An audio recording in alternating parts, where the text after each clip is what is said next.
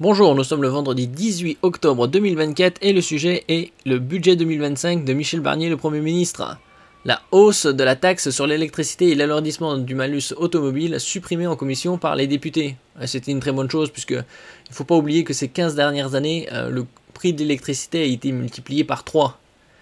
En ce qui concerne le malus automobile, avec les paliers d'émissions de CO2 par kilomètre, à un moment c'était 130 grammes, après 125, 120, là ils veulent l'abaisser à 112.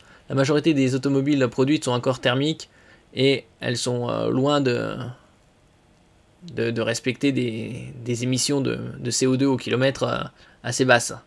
Et donc si ça dépasse les 112 grammes au kilomètre, il y a un malus automobile qui augmente justement le prix du véhicule. N'oubliez pas de vous abonner pour plus de news nationales, européennes et internationales sur ce monde merveilleux dans lequel nous vivons.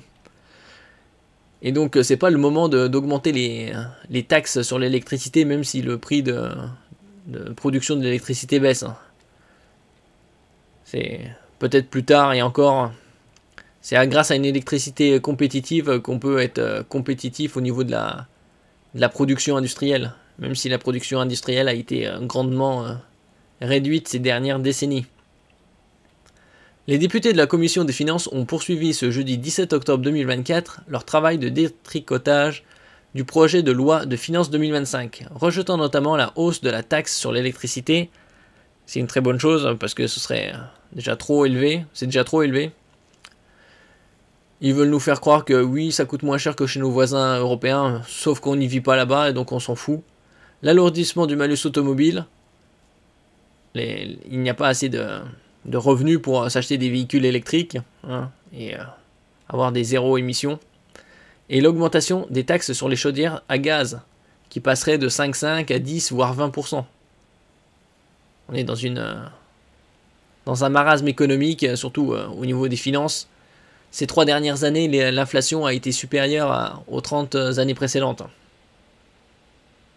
Les députés ont supprimé un article prévoyant de donner la possibilité au gouvernement de taxer l'électricité à un niveau supérieur à la période d'avant-crise énergétique, en adoptant 2 amendements de suppression, l'un présenté par le Rassemblement national, le second présenté puis retiré par la droite républicaine, avant d'être repris par le président de la Commission des finances Éric Coquerel, LFI.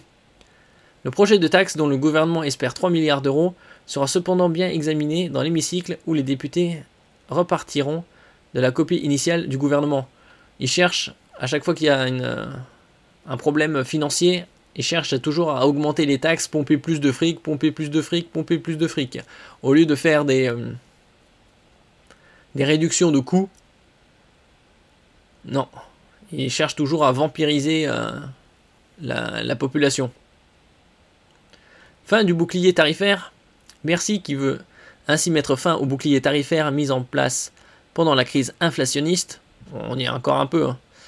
Certes, en août, le palier des 2% a été franchi, c'est-à-dire en dessous de 2% d'inflation. Il pourrait repartir à la hausse d'ici la fin de l'année. Promet au final une baisse de 9% du tarif pour les ménages au tarif réglementé de vente, TRV, ou contrat indexé sur ce tarif, en raison de la diminution du coût de l'énergie. C'est le problème avec l'Union européenne, c'est que c'est le dernier kilowattheure produit qui fixe le prix. Et donc on a eu des hausses de prix stratosphériques. Un peu plus tôt dans l'après-midi, les députés avaient approuvé la suppression d'un article qui prévoit une réforme du tarif préférentiel d'accès à l'électricité nucléaire, dit AREN, qui disparaîtra fin 2025. Il faut rappeler que l'électricité à 70% est d'origine nucléaire.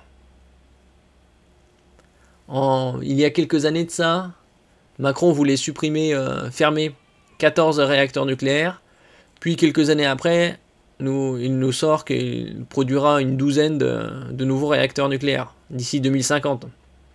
Tant de temps perdu.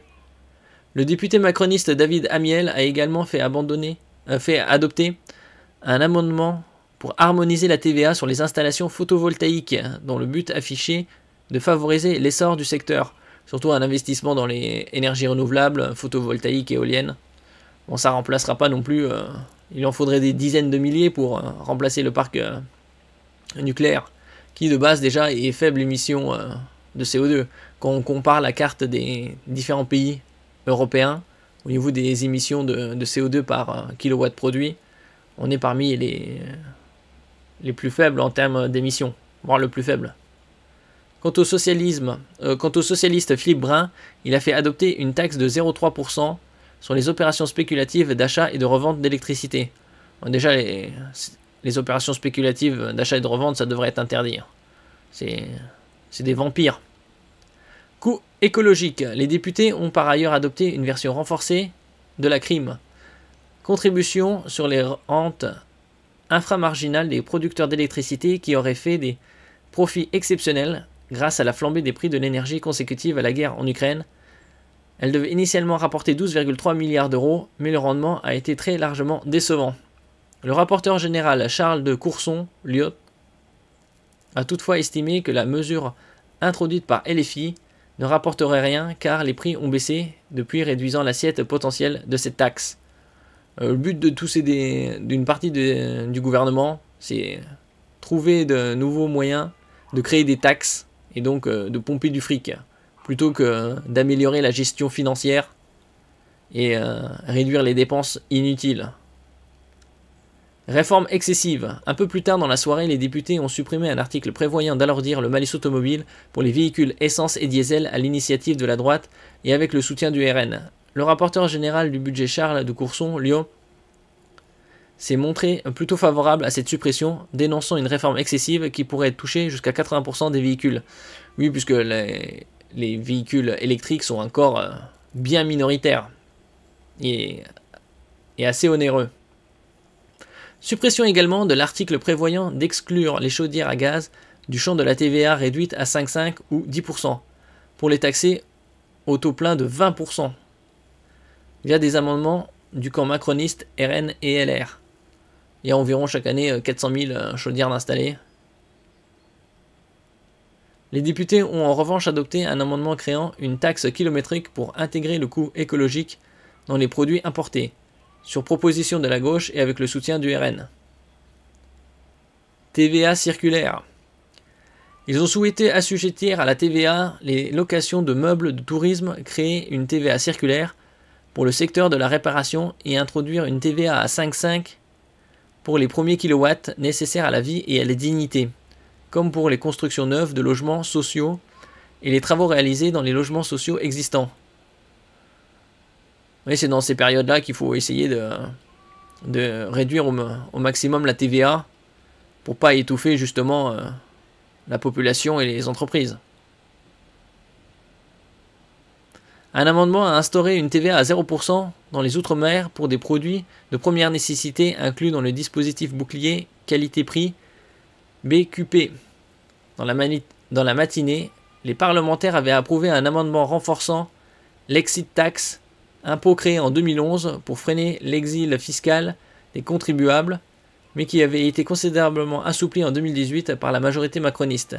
Ils avaient aussi approuvé la création d'une nouvelle tranche d'imposition pour les héritages au-delà de 3,6 millions d'euros, taxés à 49% contre 45% de taux maximal aujourd'hui.